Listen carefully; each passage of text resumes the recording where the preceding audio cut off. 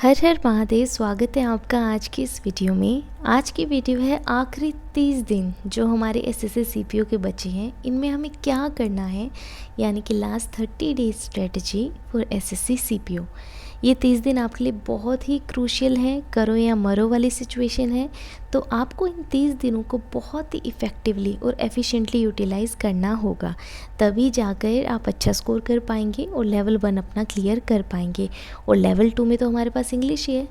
देखिए, एसएससी का जैसे सीएचएसएल एग्ज़ाम है, सीजीएल एग्ज़ाम है और सीपीओ, ये सेम ही है, सिलेबस पूरा सेम है। बस फ़र्क इतना है कि सीएचएसएल और सीजीएल में 100 क्वेश्चन आते हैं और सीपीओ में हमारे पास 200 क्वेश्चन आ जाते हैं। यानी कि सीजीएल सीएचएसएल में एक क्वेश्चन 2 नंबर का होता है और यहाँ एक क्वेश्चन 1 नंबर का होता है। सब्जेक्ट वही 4 है, maths, reasoning, English and general awareness. Tier 1 में सीपीओ में 200 क्वेश्चन होंगे 200 नंबर के लिए, एक क्वेश्चन 1 नंबर के लिए और नेगेटिव मार्किंग आपकी 1/4 रहेगी, यानी कि 0.25 नंबर आपका चला जाएगा अगर आपने क्वेश्चन गलत किया तो। यानी कि 50 क्वेश्चन रीजनिंग के, 50 इंग्लिश के, 50 मैथ्स के और 50 जीके के।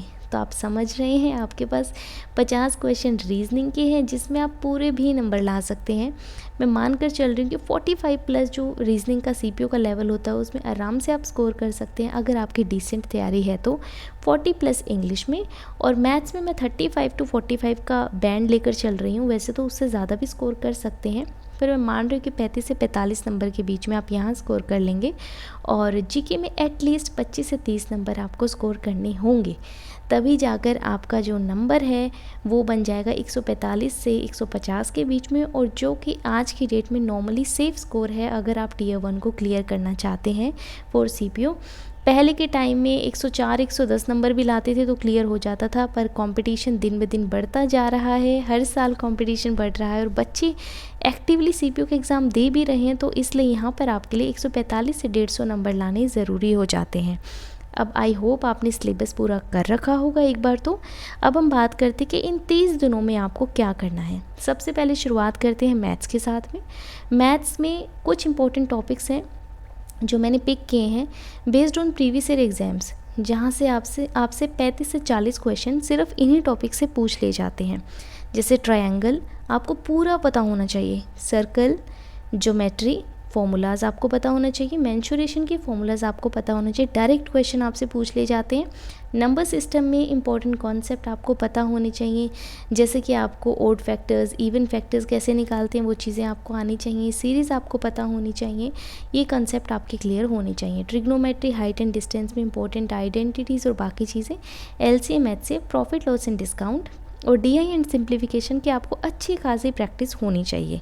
ये कुछ टॉपिक्स हैं जिनमें 35 से 40 क्वेश्चन आपसे पूछ ले जाते हैं और आप इजीली अच्छा स्कोर कर सकते हैं यहाँ पे।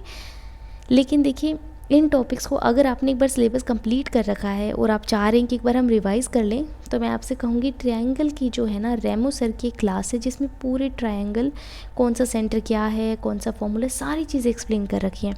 ऐसे ही सर्कल की है गगन सर की एक क्लास, और ज्योमेट्री की फॉर्मूले द पंडित्स करके वो है पंडित्स करके चैनल है, उस पर गगन सर की एक वीडियो डली हुई जिसमें सारे ज्योमेट्री के फॉर्मूलाज हैं।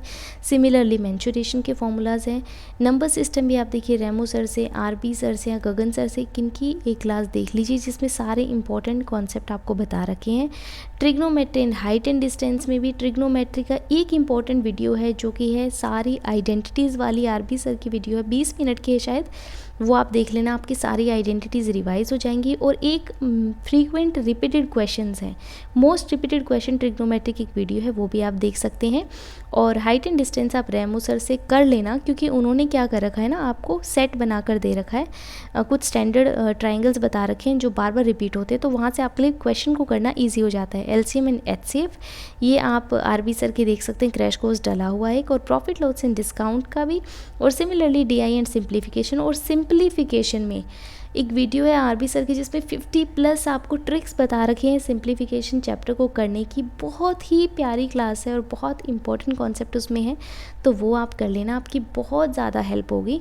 ये अगर आपको लगता है कि आपको कुछ डाउट है चीज़ों में, तो ही मैं आपको रेकमेंड करूँगी कि आप करना। अदरवाइज़ आप क्या करें, आप अपना सिलेबस आपका कंप्लीट है तो आप प्रैक्टिस ही करते रहें प्रीवियस ईयर क्वेश्चन की।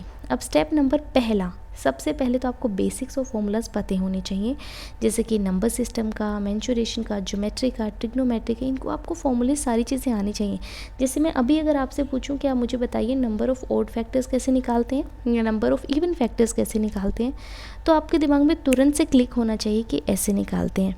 सिमिलरली मेंसुरेशन में आपको फॉर्मूला सारे आने चाहिए। कई बार क्या होता है ना, आपसे सीधा ही पूछ लेता है लेटरल सरफेस बताओ, प्रिज्म का ये बताओ, जैसे कि सर्कल है, इसमें एक कोड ऐसे डली हुई, एक टेंजेंट है, एक सीकेंट है, आप ये बता दो क्या होगा, या एंगल्स आपसे पूछ लेते हैं। तो ये जो स्टैंडर्ड कॉन्सेप्ट और मोस्ट रिपीटेड क्वेश्चंस जो होते हैं ना, जो आपने किए होंगे आई होप, तो वो आपको पता होना चाहिए।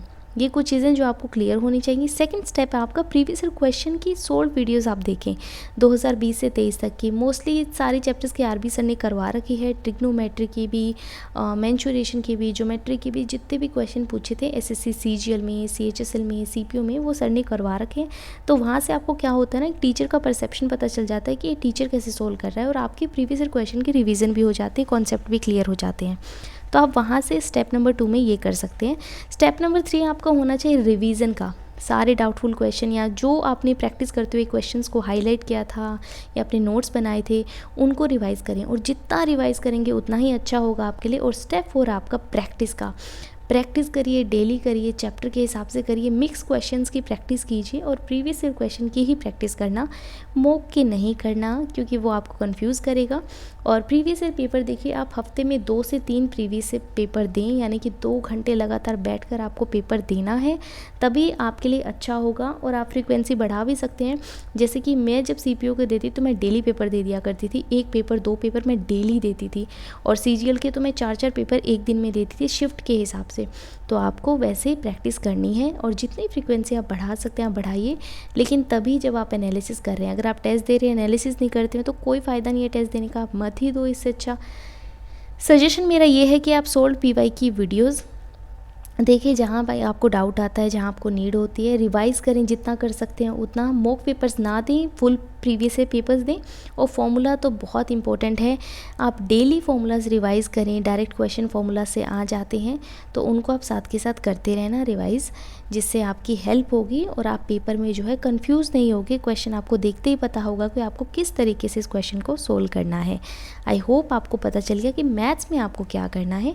अब बात करते हैं इंग्लिश की। इंग्लिश में हमारे पास ग्रामर के 15 चैप्टर हैं, कॉम्प्रीहेंशन है जिसमें हमारे पास पैसेज, PQRS, क्लोज टेस्ट आता है, और वोकैब में synonym, one word substitution, idiom, phrases, phrasal verb, ये पूरा ही आपका इंग्लिश है। इसके बाहर कुछ भी नहीं है इंग्लिश में। तो सबसे पहले शुरुआत ही सजेशन से करते हैं। देखिए, वॉइसेस एंड नरेशन के भर भर के क्वेश्चन आपसे पूछे जाते हैं, तो ये आपको क्लियर होना चाहिए। कई बार क्या होता है ना, एग्ज़ाम के स्ट्रेस में कह लो या एंग्जाइटी में कह लो, हम क्वेश्चन ही गलत कर देते हैं। तो वॉइसेस एंड नरेशन ऐसा है जिसके क्वेश्चन आपको गलत करने ही नहीं है। ये फ्री फंड के नंबर है और आपको आने ही चाहिए। 50 क्वेश्चन में ये समझिए आपके पास कितने क्वेश्चन आ जाएंगे। जब 25 क्वेश्चन हमारे होते हैं उसमें 3 से 4 क्वेश्चन आ जाते हैं, डायरेक्ट, इनडायरेक्ट, पैसिव, एक्टिव, इनके क्वेश्चन आ जाते हैं। तो आप सोचिए 50 क्वेश्चन में कम से कम हो सकता है 6 से 7 क्वेश्चन आपसे इसी के पूछे जाएँ। तो आप क्या कर सकते हैं, अगर आपको डाउट है इसमें, तो आप डियर सर या फिर रानी मैम या नीतू मैम, इनमें से किसी भी टीचर से आप पढ़ के ये अपने डाउट क्लियर कर लेना। ये आपको क्लियर होना चाहिए। क्लोज टेस्ट की प्रैक्टिस करें, पैसेज की करें, पैराजंबल की करें, ये कॉम्प्रीहेंशन का पार्ट, सिर्फ इन्हीं चीज़ों को मिलाकर ना आपके 30 क्वेश्चन बन जाते हैं। यानी कि cloze test, passage, parajumble, voices and narration, इसी को जोड़ दो आप, 30 नंबर तो यही हो गए आपके। और अगर आपका पैसेज, PQRS, पैराजंबल ये स्ट्रॉन्ग है तो दिक्कत की बात नहीं है। लेकिन देखिए, एक मैं पैसेज में आपको रेकमेंड करूँगी, जैसे थीम हो गया, टाइटल हो गया, टोन हो गया, ये हमसे कई बार पूछ लेते हैं। तो रानी मैम की ना एक वीडियो डली हुई है, शायद 40-50 मिनट की है, वो आप देख लेना, स्पीड अपने हिसाब से रख लेना। वहाँ से आपको आइडिया लग जाएगा कि थीम, टाइटल और टोन आपको कैसे डिसाइड करना है पैसेज की। अगर आप कहोगे कि जी हमारे तो कॉम्प्रीहेंशन बिल्कुल ही कमज़ोर है, मतलब गलत हो जाता है, तो हम क्या करें, तो मैं आपको रेकमेंड करूँगी 10 से 15 एडिटोरियल की क्लास देख लें आप, श्रीकांत सर की। बहुत ही अच्छी क्लासेस हैं, 1 से 1.5 घंटे की एक क्लास रहती है। और आप पुरानी क्लासेस भी देख लेना चाहें, लेकिन उनका टेलीग्राम चैनल ज्वाइन कर लेना, ताकि आप वहाँ से वोकैब बूस्टर एक्सरसाइज कर पाएँ, तभी सफिशिएंट रहेगा आपके लिए, और एफिशिएंट भी तभी होगा। यानी कि एक क्लास देखिए, उसके बाद वोकैब बूस्टर एक्सरसाइज करें। मेरे पैसेज में बहुत ही गंदे नंबर आते थे, मतलब 5 क्वेश्चन अगर दे रखे हैं पैसेज के, तो ये सोचो 3-3 क्वेश्चन मैं गलत कर देती थी। नेट के एग्ज़ाम में मैंने 5 क्वेश्चन में से 4 क्वेश्चन गलत कर दिए थे, मतलब एक क्वेश्चन ही सही हुआ था। और फिर मैंने एडिटोरियल की क्लासेस देखी हैं। आपने मेरी अगर मेंस की स्टडी सीरीज़ देखी होगी तो आपको पता होगा मैं कैसे पढ़ती थी। तो ये आपके लिए बहुत हेल्पफुल है। कॉम्प्रिहेंशन A1 हो जाएगा।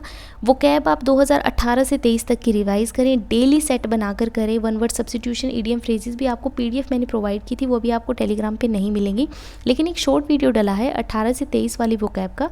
उसमें टेलीग्राम ID मेंशन है पिन कमेंट में, आप वहाँ मैसेज करना, आपको चारों की चारों PDF मिल जाएंगी। सिर्फ उतना ही रिवाइज़ करें, नई वोकैब ना करें। CPO में आपसे ईजी वोकैब पूछी जाती है, टफ वोकैब नहीं पूछते हैं। आप वहाँ से कर लेना। मोस्टली रिपीटेड रहती है और बहुत ही सिंपल रहती है। अगर आपके पास सुंदर सिंह है तो सुंदर सिंह से पढ़ लें, क्योंकि मोस्टली वहीं से पूछ लिए जाते हैं, उससे बाहर तो कुछ पूछता ही नहीं है। और अभी अगर आपके पास जो भी बुक उसी से पढ़े, कोई नई बुक मत लेना, नई वोकैब मत करना, सिर्फ प्रीवियस ईयर ही करना। GK की बात करें तो देखिए स्टैटिक में मैंने आपको मेरी जो मेन बुक थी उसकी PDF मैंने आपको टेलीग्राम पे प्रोवाइड करवाई थी। अगर आप कंफर्टेबल हैं तो वहाँ से polity, history, geography, economics revise कर लें। अदरवाइज़ आपके पास जो भी बुक है, ल्यूसेंट है या कोई और बुक है, तो आप उसी को रिवाइज़ करें, वहीं से आपको रिवाइज़ करना है इन सेक्शन को। और जो साइंस वाला सेक्शन है ना, जैसे बायोलॉजी हो गया, केमिस्ट्री हो गया, फिज़िक्स हो गया, उसके लिए आप वन शॉट क्लासेस देख लेना, subject specific classes Parmar SSC की। और बाकी टॉपिक्स की आप देख सकते हैं, जैसे डांस हो गया, म्यूज़िकल इंस्ट्रूमेंट हो गए, अगर आपको याद करनी है तो वो भी आप परमार SSC से देख सकते हैं। 3 से 4 घंटे की क्लास रहती है और आपकी बहुत ज़्यादा हेल्प होगी, उससे आपको क्लियर हो जाएंगी सारी की सारी चीज़ें। और साइंस की मैं हाईली रिकमेंड करूँगी कि आप वहाँ से कर लें। और देखिए उसके बाद करंट की बात करें तो पिनाकल या स्पीडी की आप मैगज़ीन ले लें, वहाँ से आप रिवाइज़ कर लेना। अगर आपने नोट्स बना रखे हैं तो वहाँ से कर लेना, वरना जला के आपको पूरे साल की कंपाइलेशन मिल जाएगी, उससे आप रिवाइज़ कर सकते हैं, आपकी सारी चीज़ें क्लियर हो जाएंगी। एक जो चीज़ आपको मस्ट करनी है वो है PDF RB सर की एक कंपाइलेशन मैं आपको टेलीग्राम चैनल पे प्रोवाइड करवा दूँगी। वहाँ से आपको इम्पोर्टेंट टॉपिक सारे पढ़ लेने हैं। बहुत ही हेल्पफुल PDF है, मैं कह रही हूँ बहुत ज़्यादा हेल्पफुल PDF है। मैंने इसको 3 से 4 बार किया था अपने CGL के टाइम में, तो ये आपके लिए बहुत ज़्यादा इंपॉर्टेंट है। इसमें सारे temples, park, biodiversity, roadways, highways, जो इंपॉर्टेंट टॉपिक्स हैं ना, सारे कवर कर रखे। और एटलीस्ट आप 2 बार तो ना इसको एक बार गो थ्रू कर देना, थोड़ा याद करने की कोशिश करना और एक बार 2 बार इसको पढ़ लेना। सारी चीज़ें आपकी कवर हो जाएंगी और आपकी बहुत हेल्प होगी। आप GK में बहुत ही अच्छा स्कोर कर लेंगे। और CPO की GK ना, क्योंकि 50-50 क्वेश्चन होते हैं तो कंपैरेटिवली ईजी होती है, उतना टफ नहीं आता है। तो स्टैटिक आप अपनी बुक से रिवाइज़ कर लेना और साइंस वाले पार्ट के लिए वन शॉट क्लासेस देख लेना। इंपॉर्टेंट टॉपिक्स के लिए भी आप देख सकते हो। करंट के लिए आप एक मैगजीन उठा लो, उससे रिवाइज़ कर लेना। रीजनिंग में 28 चैप्टर हैं वर्बल नॉन वर्बल के। अगर आपका सिलेबस कंप्लीट है तो बहुत अच्छी बात है, सिर्फ प्रैक्टिस करिए। लेकिन आपको ये कि एक बार गो थ्रू करना है हमें दोबारा से, तो 90 डेज़ का क्रैश कोर्स की प्लेलिस्ट है, राहुल मिश्रा सर की है। 59 वीडियोस आपको उसमें मिलेंगी। 59 वीडियोस में आपकी पूरी रीजनिंग कंप्लीट हो जाएगी, आपकी रिवाइज हो जाएगी। एक क्लास 30 से 40 मिनट के बीच की है, तो यानी कि आप स्पीड भी थोड़ी बढ़ा लेना, सर थोड़ा धीरे बोलते हैं 1.5x पे कर लेना। 3 से 4 क्लासेस आप स्नैक्स के तौर पे देखिए, मतलब सब कुछ पढ़ के थक गए हैं तो एक क्लास चला रही, चलते फिरते अपना जूस पी रहे हैं, कुछ खा रहे हैं और सर की क्लास देख रहे हैं, तो उससे क्या होगा ना, आपका दिमाग थोड़ा चल पड़ेगा और आपको रिवाइज़ हो जाएंगी सारी चीज़ें। और प्रैक्टिस आप करें, प्रैक्टिस तो बहुत आपके लिए ज़रूरी है।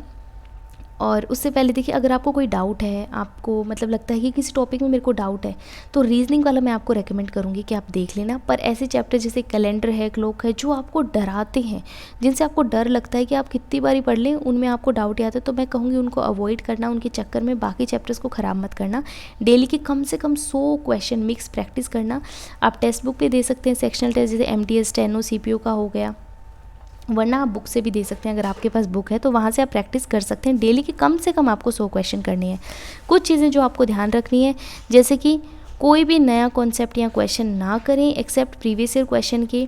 कोई भी नया चैप्टर भी आप ना करें, मैं आपको कहूँगी बिल्कुल भी मत करना कोई नया चैप्टर। जैसे मैंने अभी आपको बोला, कैलेंडर हो गया, क्लॉक हो गया, जिसमें बहुत से कॉन्सेप्ट हैं जो आपको बिल्कुल डर लगता है कि नहीं यार ये तो मैं नहीं कर सकता, उसको अवॉइड ही करना, क्योंकि आखिरी 30 दिन है और आप डीमोटिवेट हो जाओगे फालतू में किसी चैप्टर को हाथ लगाया। तो सिर्फ उन्हीं चीज़ों को आप अब क्या करें ना, स्किल्स को अपनी शार्प करने का टाइम है। शार्प करो अपनी स्किल्स को, ऐसा नहीं है कि और बस जोड़े जा रहे हो और पहले वाले का कुछ अता पता नहीं है।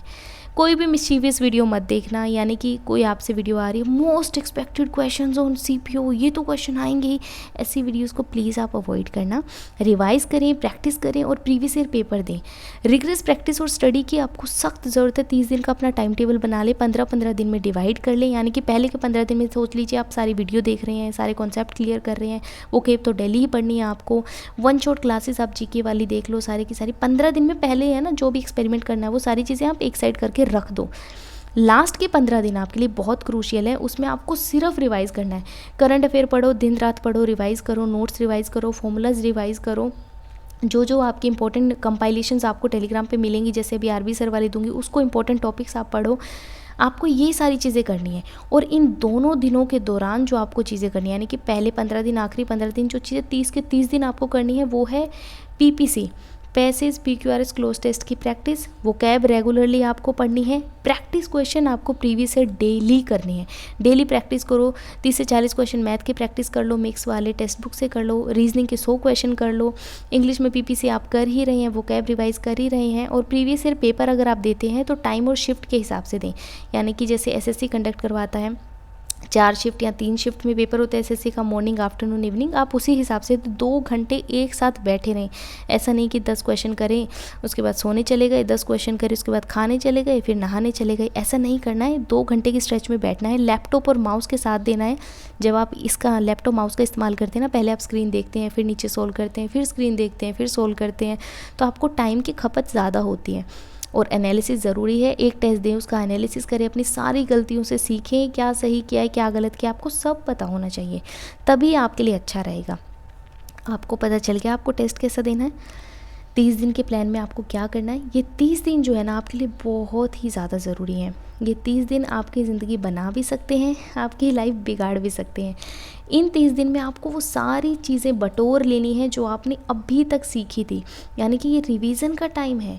ये सारी चीज़ों को एक साथ, अपने हथियारों को इकट्ठा करने का टाइम है, अपनी सारी स्किल्स को एक साथ लाने का टाइम है। इसमें आप कुछ नया ऐड मत करो, बस जो आपकी चीज़ें उसको पॉलिश करते रहो, वही आपको काम आएगी। अब आई होप ये चारों चीज़ें आपको क्लियर हो गई हैं, चारों सब्जेक्ट के बारे में, और आप अच्छे से अपनी ध्यान से 30 दिन की प्रैक्टिस स्ट्रेटजी बनाएंगे और अच्छे से रिवाइज़ करेंगे सारी चीज़ों को। परेशान मत होइए, पेपर आपका बहुत अच्छा होगा।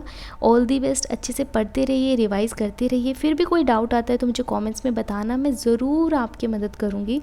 और अपना ध्यान रखें। हर हर महादेव।